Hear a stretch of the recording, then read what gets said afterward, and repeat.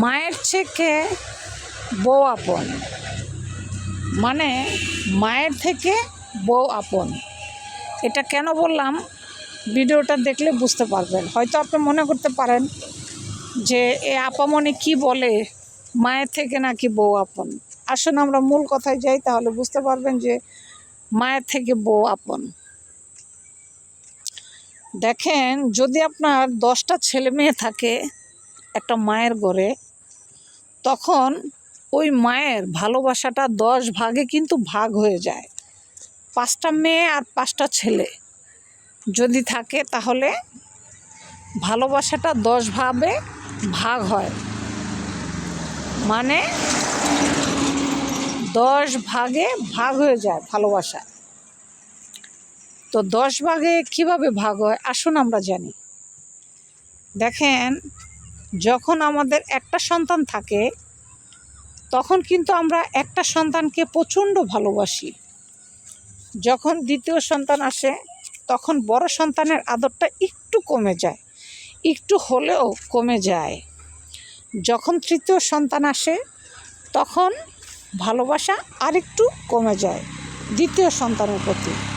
যখন চতুর্থ সন্তান আসে, তখন তৃতীয় যে সন্তান, সেই সন্তানের প্রতি মহব্বত একটু হলেও কমে যায়। ঠিক এমনি করেই যখন 10টা সন্তানের মা হয়, তখন একটু একটু কমতে কমতে দেখা যাচ্ছে সর্বশেষ যে সন্তানটা হয়, মানে সবার শেষে ওই সন্তানটার প্রতি ভালোবাসা ও আদর সবচেয়ে বেশি থাকে। এখন কথা হচ্ছে যে তাই বলে কি বাবা মা অন্যান্য সন্তানকে ভালোবাসে না? অবশ্যই বাসে। কে বলছে বাসে না? অবশ্যই বাসে। অন্যান্য সন্তানকেও অবশ্যই বাসে, কিন্তু ভালোবাসার পরিমাণটা সবার ছোট্ট যে হয়, তার প্রতি দ্বিগুণ বেড়ে যায়। কারণ বড়দেরকে এটাই বোঝায়, বাবা তোমরা বড় হইছ, বুঝ হইছে। ও তো বুঝে না, ছোট বাচ্চা। দেখবেন এরকম কিন্তু অনেক বাবা মা আছে যে এরকমই বুঝ দেয় ছেলে মেয়েদেরকে, এরকমই বুঝ দেয়। অনেক মানুষই কিন্তু আছে, এটা অনেক মানুষ না, এটা আসলে একটা ম্যাক্সিমাম মানুষই এই ঘটনাটা করে। এটা আপনারা কতটুকু একমত আমি জানি না, তবে এটাই হচ্ছে চিরন্তন সত্য কথা।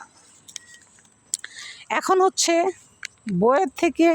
মায়ের থেকে বউ কেন আপন?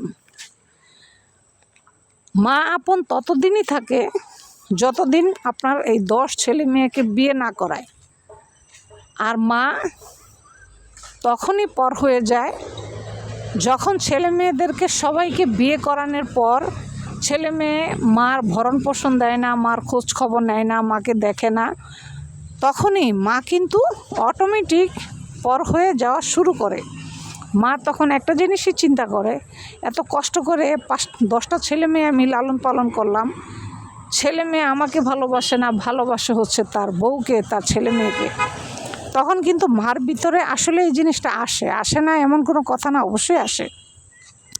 সবসময় একটা কথা মনে রাখবেন, পেটের ভিতরে যদি ভাত না যায়, পরনে যদি কাপড় না থাকে, তখন সন্তান দেয় না, না ছেলের বউ দেয় না, সেটা কিন্তু আসলে তখন খেয়াল থাকে না। খেয়াল একটা জিনিসই কাজ করে, সেটা হচ্ছে যে আমাকে ভরণ পোষণ দেয় না আমার ছেলে মেয়েরা, ঠিক আছে? তখন আসলে কিন্তু মূলত মায়ের থেকে ঘরের বউই আপন। কারণ বউ বুঝে যে আমার স্বামীর ইনকাম কম, আমার স্বামী দিতে পারে না, কারণ এই জন্য স্বামীর সাপোর্ট নেয়। বউর একটাই স্বামী, বউর কিন্তু 4-5টা স্বামী না, এই জন্য বউ স্বামীর সাপোর্ট নেয়।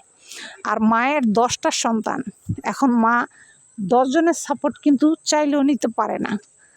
তাই মাকে যে দেখাশোনা করে, মা তার সাপোর্টই নেয়, আর যে দেখাশোনা করে না, তখন মা তার সাপোর্ট নেয় না। এই জন্যই বলছে যে মায়ের থেকে বউ আপন। আসলে কিন্তু কথাটা বাস্তব। 10টা ছেলে মেয়ে হলে মায়ের থেকে তখন বউই আপন হয়, এটাই কিন্তু আসলে বাস্তব।